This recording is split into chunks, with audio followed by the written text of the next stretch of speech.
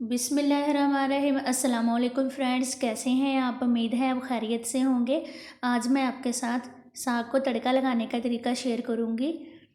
साग में हम ऑयल ज़्यादा यूज़ करते हैं, इसलिए इसमें मैं 1.5 कप ऑयल यूज़ करूंगी।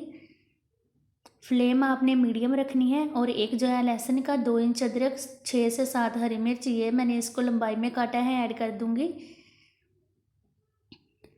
प्याज मैं ऐड नहीं करूंगी, उससे साग हमारी मीठी हो जाती है।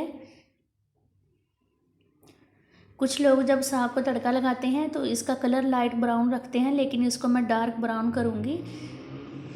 इससे बहुत ही अच्छा टेस्ट आता है।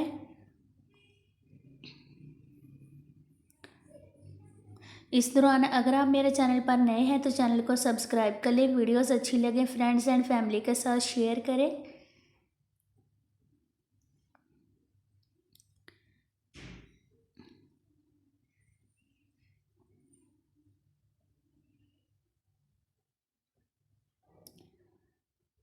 माशाल्लाह डार्क कलर हो गया है। अब हम इसमें आधा चम्मच नमक और आधा चम्मच लाल मिर्च ऐड करेंगे।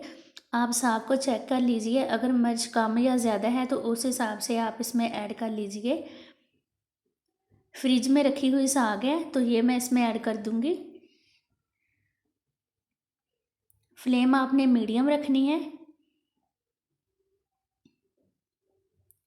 सर्दियों में साग बहुत ज़्यादा पसंद की जाती है, इसलिए हर घर में ये हम बनाते हैं।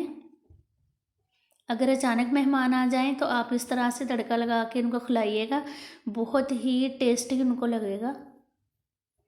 अलग सा टेस्ट बनता है ऐसे।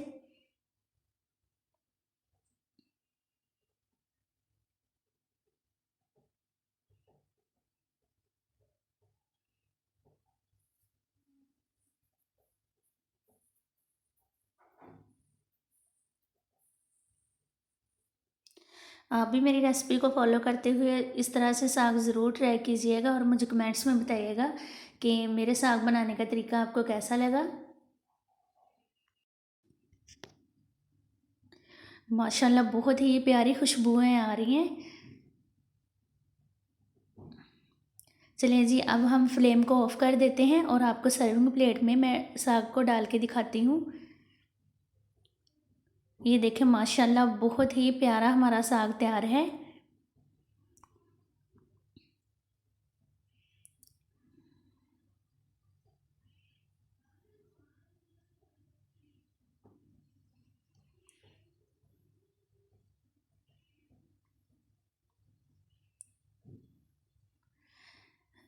अब मैं इसमें 1 चम्मच भर के देसी घी ऐड करूँगी। अगर आपके पास मक्खन मौजूद है तो वो भी ऐड कर सकते हैं।